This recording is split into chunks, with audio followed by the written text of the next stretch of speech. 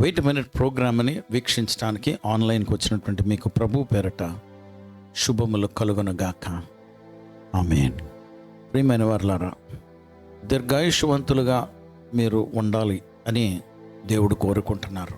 మీరు కానీ లేఖనాల్లో చూసినట్లయితే 91వ కీర్తన ఆఖరు వచనం 16వ వచనంలో దీర్ఘాయువుతో అతన్ని నేను తృప్తిపరిచేదను. ఎఫెసీలకు రాసిన పత్రిక 6వ అధ్యాయంలో నీ తల్లిని తండ్రిని సన్మానింపము, ఎందుకంట నువ్వు దీర్ఘాయుష్వంతుడిగా ఉండు నిమిత్తము. సో పిల్లలు మీ తల్లిని తండ్రిని మీరు సన్మానించకపోయినా, మీరు వారి మాట వినకపోయినా దీర్ఘాయుష్వంతులుగా మీరు ఉండరని ఆ మాటను బట్టి అర్థమవుతుంది. మీరు ఎన్ని ప్రయత్నాలు చేయండి, జిమ్కి వెళ్ళండి, మీరు జిమ్కి వెళ్ళి ఎక్సర్సైజులు చేసి భోజనము డిసిప్లిన్డ్గా భోజనం చేసి మీరు తాగే పదార్థాలను లిమిటెడ్గా పెట్టుకుని ఇవన్నీ చేయటం అనేది డిసిప్లిన్ పాటిస్తున్నారు. కానీ లాంగ్ లైఫ్ ఉండాలంటే ఆరోగ్యం లేకుండా లాంగ్ లైఫ్ ఎలా ఉంటుందండి? దీర్ఘాయుష్వంతులుగా మీరు ఎలా ఉంటారు? కాబట్టి ఆరోగ్యము దేవుని వాక్యమును బట్టి సామెతల్లో అంటారు that the word of God is strength to your bones and flesh. దేవుని వాక్యం మీ శరీరానికి, మీ ఎముకలకి పుష్టి. అయితే మీరు ఎక్కువ కాలం బ్రతకాలని దేవుని చిత్తం. ఎక్కువ కాలం అంటే అందరూ కూడా కనీసం 120 సంవత్సరాలు బ్రతకాలని దేవుడు నిర్ణయించారు. గతకాలం చూస్తే ఆదాము మొదలుకొని నోవహు వరకు చాలా కాలం బ్రతికారు. నోవహు 600 సంవత్సరాలు, ఆదాము మెత్యూసెల ఇలాంటి వారు 900 సంవత్సరాలు. మరి ఇప్పుడు 120 సంవత్సరాలు కూడా బ్రతకలేకపోతున్నాం. ఏమి? దేవుడు ఆశీర్వదించారు, ఓకే. పాపం భూమి మీద ఎక్కువైపోయింది కనుక ఆయుష్ 120 సంవత్సరాలకు కుదించారు. అది ఆదికాండం 66వ అధ్యాయంలో దేవుడు చెప్పారు. అయితే 120 సంవత్సరాలు కూడా బ్రతకటం లేదు. ఎందుకంటే పాపం విస్తరించింది, పాపం ఎక్కువైపోయింది, డిసిప్లిన్ తక్కువైపోయింది. గతంలో నా చిన్నప్పుడు మా నాన్నమ్మ నన్ను పెంచుతున్నప్పుడు ఓల్డ్ సిటీలో కృపా మార్కెట్ అని ఉంది. అక్కడ దిగి లోపలికి పోర్ట్ అడ్మినిస్ట్రేటివ్ బిల్డింగ్ వరకు నడిచి అక్కడి నుండి మళ్ళీ ఇంకా లోపలికి క్వార్టర్స్కి నడవాలి. అదంతా నడుచుకునేవారు. మళ్ళీ పొద్దున్నే డ్యూటీకి 8:30-9 గంటకు ఉంటాను డ్యూటీకి వెళ్ళేవారు. కాబట్టి ముందు 1 గంట ముందే బయలుదేరిపోయేది. అంతా నడక, కాలు నడక.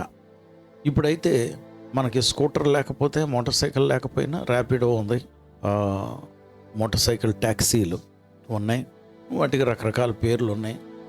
యూబర్ అని, ఓలా అని రకరకాలు ఉన్నాయి. ఏమీ లేకపోతే ఆటో అన్నా ఎక్కుతాం, షేరింగ్ ఆటో ఎక్కుతాం. నడవం, ఎక్కడికి కూడా నడవం. ఒక్క అడుగు నడవాలంటే చాలా తతంగం. సో డిసిప్లిన్ పోయింది, డిసిప్లిన్ లేదు, నో వాకింగ్. సాయంత్రం అయితే ఇంటర్మీడియట్ స్టూడెంట్స్ సాయంత్రం అయితే వారు ఎక్కడన్నా బయట కనపడతారా? ఎక్కడా కనబడరు. ఎందుకంటే వారిని కాలేజీలు వదిలేటప్పటికే 8-9 అయిపోద్ది. మళ్ళీ స్టడీ అవర్ ఒకటి పెట్టి రాత్రి 10-11 వరకు తోమేస్తారు. ఆ తర్వాత ఒకవేళ హాస్టల్ అయితే మళ్ళీ అక్కడే పడుకోబెట్టి తెల్లవారుజామున 5 గంటలకు లేపేస్తారు చదువుకోవటానికి. ఇందులో ఇది రెజిమెన్, అంటే ఇది ఒక సైనికుడిని తయారు చేస్తున్నట్టు చదువు కొరకు సైనికుడిగా తయారవటం. వీళ్ళకి 2 లోపిస్తున్నాయి. ఒకటి మారల్ ఎడ్యుకేషన్, నీతిపరమైనటువంటి పాఠాలు. రెండవది వ్యాయామం లేదు, నో స్పోర్ట్స్. మర్చిపోయానండి, స్పోర్ట్స్ ఉందండి, స్పోర్ట్స్ ఉంది. నేను ఒప్పుకుంటున్నాను, స్పోర్ట్స్ ఉంది. ఎంతవరకు అంటే మీ ఇంట్లో కూర్చునో, మీ ఫ్రెండ్ ఇంట్లో కూర్చుని ఆ ఫోన్ మీద వచ్చే క్రికెట్ మ్యాచ్ చూడటం, అది మీ వ్యాయామం. కొంతమంది ఏదో వ్యాయామం చేయటానికని జిమ్కి వెళ్తారు. గట్టిగా చూస్తే ఒక వారం, మరీ అంటే 2 రోజులు.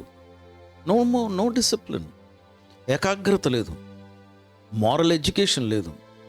ఇలాంటి అట్మాస్ఫియర్లో నిర్గమకాండము 20వ అధ్యాయము 12వ వచనంలో దేవుడు ఏం చెప్తున్నారంటే, మీ దేవుడైన యెహోవా మీకిచ్చిన దేశంలో, మీకు అనుగ్రహించిన దేశంలో, అనుగ్రహం it's a gift given by God. దేశంనే ఆయన అనుగ్రహించారు ఒక గిఫ్ట్గా, ఒక బహుమానంగా ఇచ్చి ఆ దేశంలో ఆయన అంటున్నారు, ఆ దేశంలో మీరు దీర్ఘాయుష్వంతులుగా ఉండే నిమిత్తము మీ తల్లిని తండ్రిని సన్మానింపము.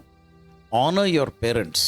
అండ్ దెన్ నీకు ఏది ఇస్తే అది, దేవుడు ఉద్యోగం ఇచ్చారా, అందులో నువ్వు అభివృద్ధి చెందాలన్నా, నీవు ఆశీర్వదింపబడాలన్నా, ఒక నూతనమైనటువంటి స్థలంలోకి వెళ్ళావు, నువ్వు అక్కడ ఆశీర్వదింపబడాలన్నా, ఒక నూతనమైనటువంటి పట్టణంలో నువ్వు ఉంటున్నావు, లేదా ఒక స్థలం కొన్నావు, ఒక వ్యాపారం చేస్తున్నావు, అక్కడ నువ్వు అభివృద్ధి చెందుతూ లాంగ్ లైఫ్, దీర్ఘాయుష్వంతులుగా ఆ దేశంలో మీరు ఉండాలంటే, ఏ రకమైన దేశం అది?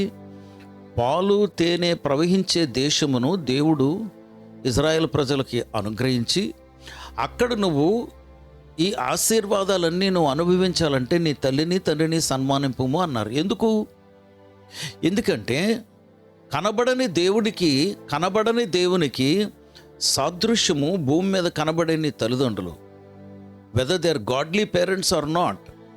ఈరోజు నువ్వు ఉన్నావంటే, నువ్వు బ్రతుకున్నావంటే, నువ్వు చలిస్తున్నావు, ఎగ్జిస్ట్ అవుతున్నావంటే it is because of your parents. ఆ విత్తనము తండ్రిది, ఆ గుడ్డు తల్లిది. ఓసారి ఒక యవనస్తురాలు నాకు మెయిల్ పెట్టింది వాట్సాప్లో, నాకు అసూయగా ఉంది మీ పిల్లలంటేని, మీ ఇద్దరు పిల్లలకి ఎంత గొప్ప భాగ్యమో మీలాంటి తండ్రి ఉండటం. అప్పుడు నేను తిరిగి జవాబు ఇచ్చాను, ఏంటంటే, అమ్మా, అందులో కొన్ని పాయింట్లు ఉన్నాయి, అది నువ్వు జాగ్రత్తగా జ్ఞాపకం చేసుకోవాలి. ఒకటి, నువ్వు ఏం చేసినా నా కూతురు అవ్వవు, ఎందుకంటే నీ తండ్రికి తల్లికి పుట్టావు నువ్వు. మీలాంటి వారు నాకు తల్లిదండ్రులుగా ఉండుంటే బాగుండేది అంటాను గల కారణం ఏంటంటే, వారి మీద గౌరవం లేదన్నమాట నీకు, అంటే వారిని నువ్వు సన్మానించడం లేదు. రెండోది నిజమే, అది గొప్ప భాగ్యం నా పిల్లలకి. అయితే ఈ గొప్ప భాగ్యం వారికి కలిగింది దేని బట్టి అంటే, ఎన్కౌంటర్ లాగా, ఏదో అనుకోని విధానంలో యాక్సిడెంటల్గా, కోయిన్సిడెంటల్గా ఇదేదో జరిగింది కాదు. No, God has decided. దేవుడు నిర్ణయించారు ఈ పిల్లలు నా గర్భాన పుట్టాలని. కాబట్టి దేవుడికి ఈ మహిమ అంతా. అప్పుడు నేను దేవుడిని నమ్మలే. నా భార్యను పెళ్లి చేసుకున్నప్పుడు నా దేవుడిని నమ్మలేదు నేను. నా భార్య మంచి విశ్వాసి. అప్పటికి నా యవన కాలంలో ప్రార్థన చేశాను, ప్రభా నాకు 2 పిల్లలు కావాలి, ఒక పాప ఒక బాబు. ఆ వరసను దేవుడిచ్చారు. అంటే ఆ ప్రార్థన ఏదో చేశాను కానీ ఇక మిగతా ప్రార్థన ఏమీ లేదు. కనుక విషయం ఏంటంటే, దేవుడు అనుగ్రహించారు ఈ పిల్లల్ని, నా గర్భాన పుట్టాలని వారు పుట్టారు, అది దేవుడు నిర్ణయించారు. ఇంకోళ్ళు ఎవరు పుట్టాలన్నా కుదరదు.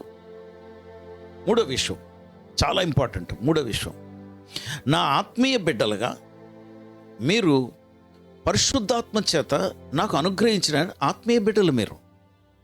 కనుక నేను మీకు డైరెక్ట్గా మీ విత్తనాన్ని బట్టి పుట్టేసి ఉంటే బాగుండు అనే మాట తప్పు.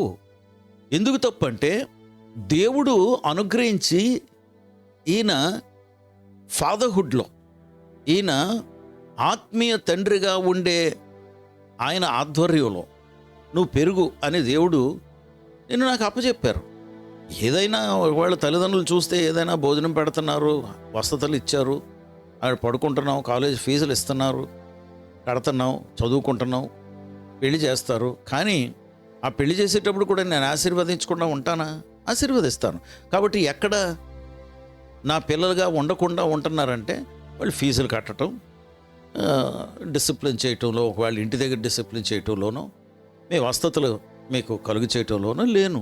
కానీ దేవుడిచ్చినటువంటి ఆధిక్యత ఎంత గొప్పదంటే, స్పిరిచువల్ ఫాదర్హుడ్, ఆత్మ సంబంధమైన తండ్రి కుమారులకు లేకపోతే తండ్రి కుమార్తెలకు ఉండవలసినటువంటి ఆ బాధ్యత, ఆ రిలేషన్షిప్, ఆ బాంధవ్యం దేవుడిచ్చారు.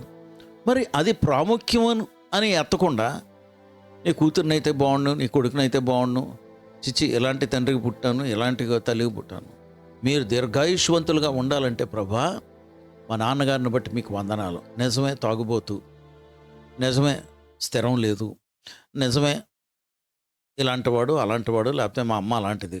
కానీ ఆ గర్భాన్నే నువ్వు పుట్టావంటే ఇప్పుడు యేసు ప్రభుల వారు నీ జీవితాన్ని మార్చి నిన్ను ఆశీర్వాదకరంగా చేయబోతున్నాడు. ఆ మాట ఎందుకు నమ్మటం లేదు? ఈరోజు నేను చెప్తున్నాను, వెంటనటువంటి మీరు ఆశీర్వదింపబడును గాక. మీరు దీర్ఘాయుష్యవంతులుగా ఉండు నిమిత్తము ప్రభువులో మీ తండ్రిని నేను, కానీ భౌతికంగా మీ తల్లిదండ్రులు ఉన్నారు. వీరిని సన్మానించడానికి నువ్వు సిద్ధపడు, సన్మానించు. పరిశుద్ధుడ ప్రభా, నీకు వందనాలు, స్తోత్రాలు. ప్రభా, ఇది ఒక కాంప్రహెన్సివ్ సబ్జెక్ట్, ఇది ఒక లోతైనటువంటి విషయం. ఇది క్లుప్తంగా ఈ కొద్ది క్షణాల్లో నేను వివరించడానికి ప్రయత్నించాను. ప్రభా, ఇది నా ప్రయత్నం అని నేను అంటున్నాను, కానీ నువ్వు ప్రత్యక్షత ఇవ్వకపోతే నాకు ఏం తెలుస్తుంది ప్రభా? జ్ఞానం ఇచ్చిన వాడువు నువ్వు. నడిపించండి నీ బిడ్డలు, ఇంకా లోతైనటువంటి విషయాల్లోకి మీరు చేయి పట్టుకుని నడిపించండి. మీ ఆత్మతో నింపండి. మీరే పరమ తండ్రిగా మాకు ఉన్నారు కనుక మీరు మహిమ పొందమని యేసు నామములో ప్రార్థించి వేడుకొంచున్నాం తండ్రి. ఆమేన్.